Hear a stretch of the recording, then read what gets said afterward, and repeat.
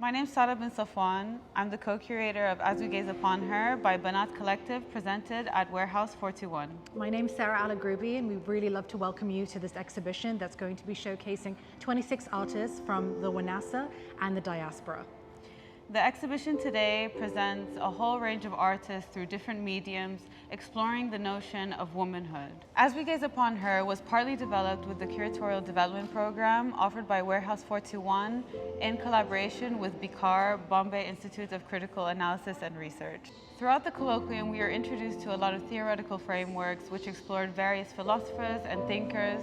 We were also joined by other peers from our community that were engaged in a lot of critique and discussion about the thematics from our exhibition. Throughout those discussions, we were able to interweave those concepts throughout the curatorial narrative, and with that, enhance the way in which we view the narrative today.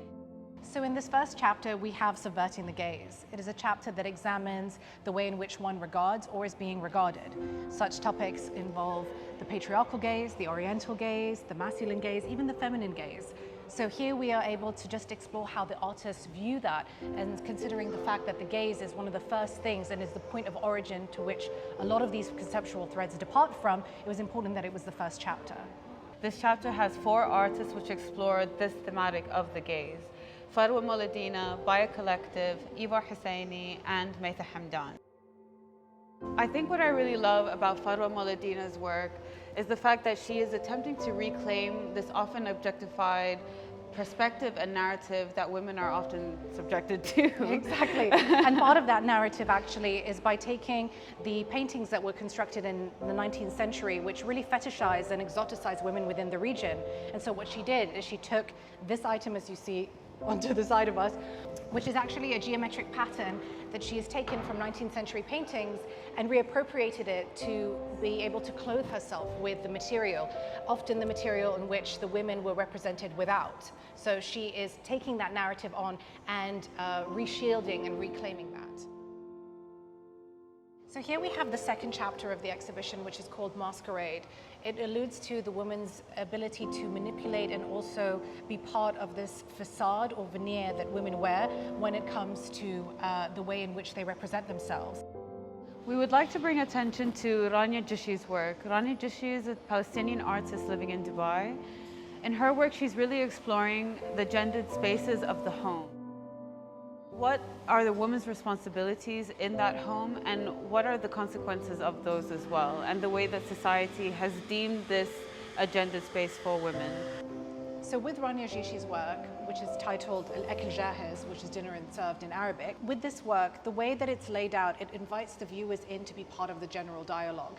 It is served like a dinner, so in a way you are an active and conceptual participant in the work, which is a very important component for a lot of the artists in this exhibition. Here she has a plate of figs, which is represented as a symbol of fertility, and she has taken a bite out of it, which is meaning that she would like to reclaim that independence for herself and really putting you in the face of it. So in the case of Rania's work, they are plates at the end of the day, but the way in which she bends and paints and pushes the material to represent so many different forms of anger, frustration, and emotion. You have plates that are broken, you have plates that have the physical markings of her hand, so the artist's penmanship, craftsmanship, and mark making is embedded into the plate itself, as well as her ability to craft language into the conversation as well. Now I'd like to introduce you to this next chapter called Vindication of the Body. Through this chapter, we're really looking at artists who have taken their own bodies or the general bodies in order to relinquish them of guilt and shame. The bodies can take so many different forms. Either there is an absence of the body, or the body is physically present, or there is a sort of detachment or disassociation to the body itself. With Augustine's work in relationship and conversation with works of Suleika Muller and Amina Yahya, the element of physicality is ever present in those works. How so?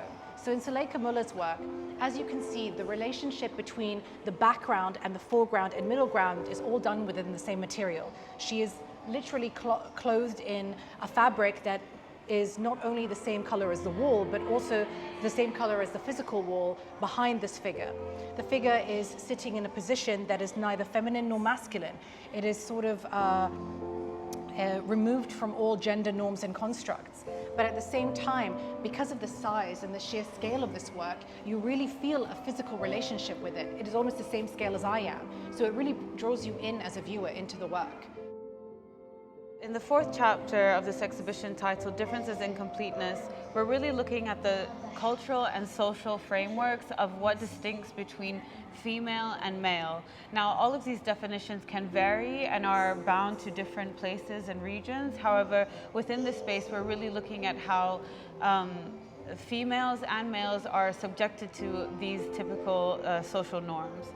I'd really like to bring light to Alia Al-Awadhi's work. This triptych titled Psychic Impotence is really portraying two figures within the room, and as we're peered into this private setting, Alia Al-Awadhi is really inviting us into a very private space, which is what females are normally constrained to. We have two figures, both one is clothed and one is in the nude. The artist is not necessarily pitting these two figures against each other, however, but just showing all of the polarities and the differences that they can entail. One or the other doesn't necessarily, one is more modest or one is more free, but however, they're just living coincidentally with each other.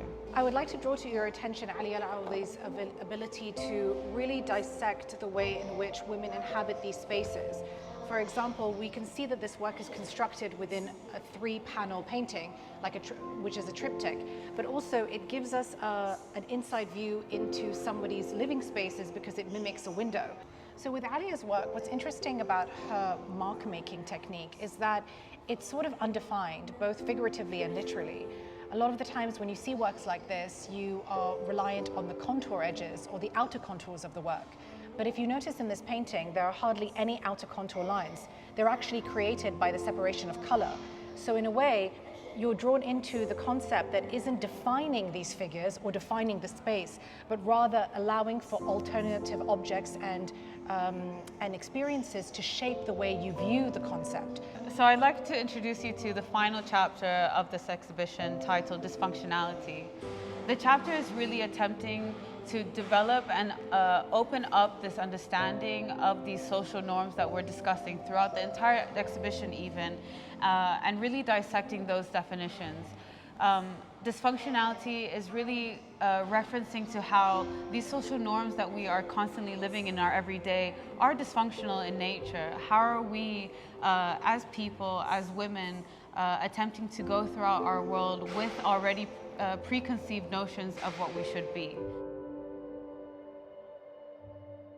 I'd also like to introduce you to Shadha Al-Husseini's work.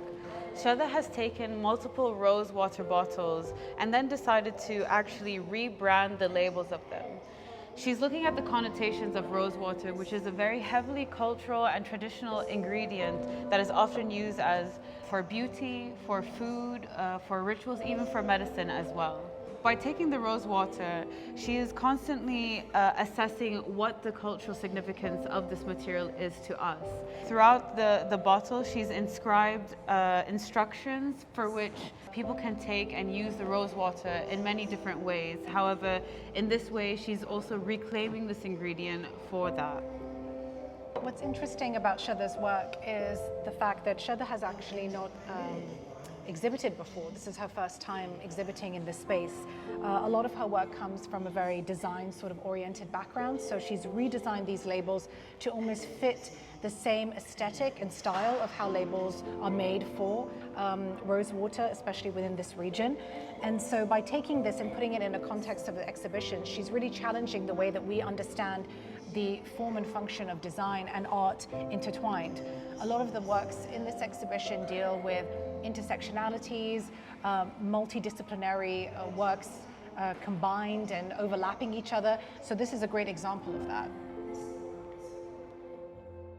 This is Bnat Collective at Warehouse 421. Thank you so much for stopping by. We really hope you get a chance to see the exhibition. Please visit Warehouse 421's website to see our programming schedule.